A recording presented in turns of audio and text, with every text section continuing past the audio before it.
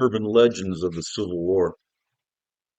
It seems odd that we continue to debate the causes of the Civil War when each Confederate state told us its reasons in their Articles of Secession, declaring their break from the Union. South Carolina, Georgia, Mississippi, and Texas made it even clearer, issuing additional declarations of causes explaining their decisions to secede.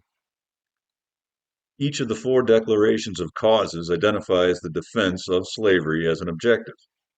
South Carolina declares, quote, those Union states have assumed the right of deciding upon the propriety of our domestic institutions and have denied the rights of property established in 15 of the states and recognized by the Constitution. They have denounced as sinful the institution of slavery. They have permitted open establishment among them of societies whose avowed object is to disturb the peace and to anoint the property of the citizens of other states. End quote. The state of Georgia makes its point succinctly with, quote, that reason was the North's fixed purpose of limit, restrain, and finally abolish slavery in the states where it exists. The South, with great unanimity, declared her purpose to resist the principle of prohibition to the last extremity. Close quote. Mississippi also makes clear their motive, stating, quote, our position is thoroughly identified with the institution of slavery, the greatest material interest of the world. Its labor supplies the product which constitutes by far the largest and most important portion of commerce of the earth. These products have become necessities of the world, and a blow at slavery is a blow at commerce and civilization. That blow has been long aimed at the institution and was at the point of reaching its consummation. There was no choice left us but submission to the mandates of abolition or a dissolution of the Union, whose principles had been subverted to work out our ruin. Close quote. And Texas declares the servitude of the African race, as existing in these states, is mutually beneficial to both bond and free, and is abundantly authorized and justified by the experience of mankind and the revealed will of the Almighty Creator as recognized by all Christian nations. End of quote. So, while the documents also mention states' rights and other grievances, anyone claiming secession had nothing to do with slavery is dealing in alternative facts. It had everything to do with slavery. For the Union, it was the expansion of slavery into new territories that had to be stopped. For the Confederacy, it was exactly as stated above, maintaining the institution of slavery, which was beneficial to slaveholder and slave alike, revealed as the will of the Almighty Creator. Why then do so many folks today claim the Civil War had very little to do with slavery? It's called denial. Would you want to admit that your great great great grandfather owned slaves? Or would you rather cast your ancestors as freedom fighters, fending off an aggressive and illegal action? Mythology is found on both sides of the Mason-Dixon. While Abraham Lincoln's Emancipation Proclamation declared that slaves would be freed, provided the Union prevailed, he also did not believe in equality among blacks and whites. Lincoln had criticized the Supreme Court's appalling Dred Scott decision, which equated slaves to property. That, in fact, is what South Carolina meant when it declared, and have denied the rights of property established in 15 of the states and recognized by the Constitution. In the first of the famous debates between Lincoln and Stephen Douglas in their race for a U.S. Senate seat, Douglas accused Lincoln of declaring war on the Supreme Court and, worse, advocating black citizenship and equality by criticizing the Dred Scott decision. Lincoln replied, I have no purpose to introduce political and social equality between the white and the black races. There is physical difference between the two, which in my judgment will probably forever forbid their living together upon the footing of perfect equality.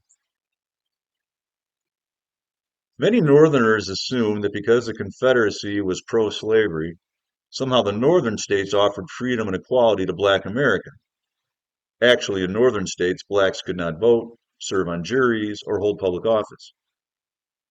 Even though Article 6 of the first Constitution of the state of Illinois declared, quote, Neither slavery nor involuntary servitude shall hereafter be introduced into the state. End quote. Like other northern states, Illinois restricted the settlement of free blacks within their borders.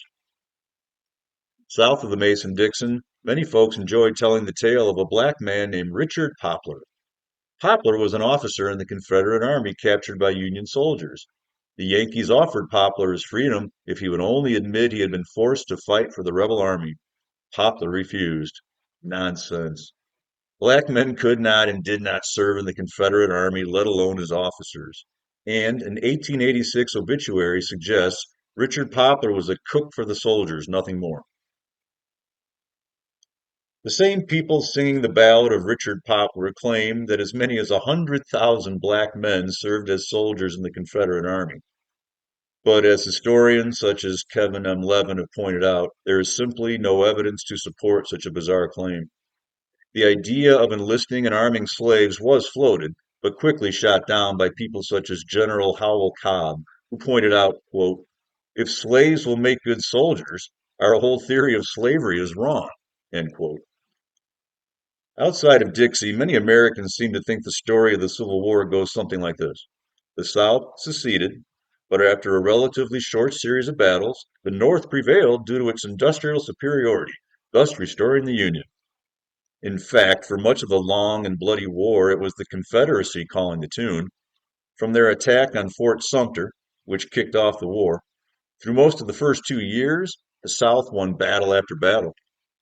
Not that they were undefeated, but the Confederates forced the Union to surrender at Fort Sumter, then went on to win the first battle of the Civil War, First Bull Run/Manassas. After two large losses and a draw, the Confederates prevailed at Shenandoah Valley near Richmond, and Second Bull Run/Manassas. These three campaigns between May and August of 1862 left the Union Army with 39,703 casualties to the Confederate Army's 32,338. It was not until the famous Battle of Gettysburg in July 1863 that things began to slowly turn in favor of the Union. In that bloody battle, the Confederates suffered at least 28,000 casualties versus 23,000 for the Union Army. Even after the turning point, Lee and his Confederate Army managed to pull off three more victories before finally losing at Appomattox almost 2 years later. In other words, the Union Army barely won the Civil War. And though I can't imagine the dystopian nightmare that would have unfolded had it gone otherwise, I try not to assume every American with a Confederate flag draped across the back window of his pickup truck is a racist. They are not doing history with their urban legend approach to the Confederacy. They are celebrating their heritage as learned from family stories passed down across maybe 8 generations at this point. And again, who would want to tell a family story casting their ancestors as traitors, slaveholders, and perhaps worse, losers? As Clint Smith wrote in an article for The Atlantic titled The War on Nostalgia, for so many of them, history isn't the story of what actually happened. It is just the story they want to believe. It is not a public story we all share, but an intimate one, passed down like an heirloom that shapes their sense of who they are. Confederate history is family history, history as eulogy, in which loyalty takes precedence over truth.